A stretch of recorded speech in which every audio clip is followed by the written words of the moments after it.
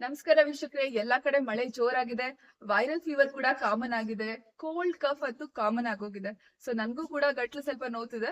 ನಾನ್ ಮನೇಲಿ ಏನ್ ಮಾಡ್ಕೊಳ್ತೀನಿ ನೆಗಡಿ ಕೆಮ್ಮು ಬಂದಾಗ ಅಥವಾ ನಮ್ಮ ಇಮ್ಯುನಿಟಿನ ಜಾಸ್ತಿ ಮಾಡೋದಕ್ಕೆ ಏನ್ ಮಾಡ್ತೀನಿ ಅಂತ ತಿಳಿಸ್ಕೊಡ್ತೀನಿ ಬನ್ನಿ. ಸೊ ಇವಾಗ ನಾನು ಕಷಾಯ ಮಾಡ್ತಿದ್ದೀನಿ. ಅದಕ್ಕೆ ಮುಖ್ಯವಾಗಿ ಬೇಕಾಗಿರೋದು ಒಂದ್ ಅರ್ಧ ಇಂಚಷ್ಟು ಶುಂಠಿ, ಮತ್ತೆ 5ರಿಂದ 10 ತುಳಸಿ ಎಲೆಗಳು, ಮತ್ತೆ ದೊಡ್ಡೋರಾಗಿದ್ರೆ 5ರಿಂದ 10 ಮೆಣಸು, ಅಥವಾ ಚಿಕ್ಕ ಮಕ್ಳಿಗೆ ನೀವು ಮಾಡ್ತಿದ್ದೀರಾ ಅಂತಂದ್ರೆ 2 ಮೆಣಸು ಸಾಕು. ಮತ್ತೆ ನಿಮ್ಗೆ ಟೇಸ್ಟ್ ಪರ್ಪಸ್ ಏಲಕ್ಕಿ ಕೂಡ ಹಾಕೊಳ್ಬಹುದು.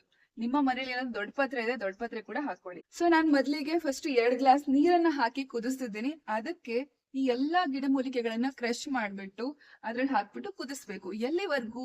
2 ಗ್ಲಾಸು 1 ಗ್ಲಾಸ್ ಆಗೋವರೆಗೂ. ನಿಮ್ಗೇನಾದ್ರೂ ಸ್ವೀಟ್ನೆಸ್ ಬೇಕು ಅಂತಂದ್ರೆ ಈವನ್ ಬೆಲ್ಲ ಕೂಡ ಯೂಸ್ ಮಾಡ್ಬೋದು. ಫಿಲ್ಟರ್ ಮಾಡಿದ ನಂತರ ಅದಕ್ಕೆ 2ರಿಂದ 3 ಪಿಂಚು ಅರಿಶಿಣವನ್ನ ಹಾಕೊಂಡು ಕುಡೀರಿ. ನಿಮ್ಗೆ ಕೋಲ್ಡ್ ಕಫ್ ಬೇಗ ಕಡಿಮೆ ಆಗುತ್ತೆ, ನಿಮ್ಮ ಇಮ್ಯುನಿಟಿ ಚೆನ್ನಾಗಾಗುತ್ತೆ. ಈ ಸೀಸನ್ ಅಲ್ಲಿ ಬೇಗ ಕೋಲ್ಡ್ ಕಫ್ ಬರೋದಿಲ್ಲ. ವೈರಲ್ ಫೀವರ್ ನ ಕೂಡ ನಾವು ಪ್ರಿವೆಂಟ್ ಮಾಡ್ಬೋದು. ಸೊ ಈ ವಿಷಯ ನಿಮ್ಮೆಲ್ಲ ಸ್ನೇಹಿತರಿಗೂ ಶೇರ್ ಮಾಡಿ.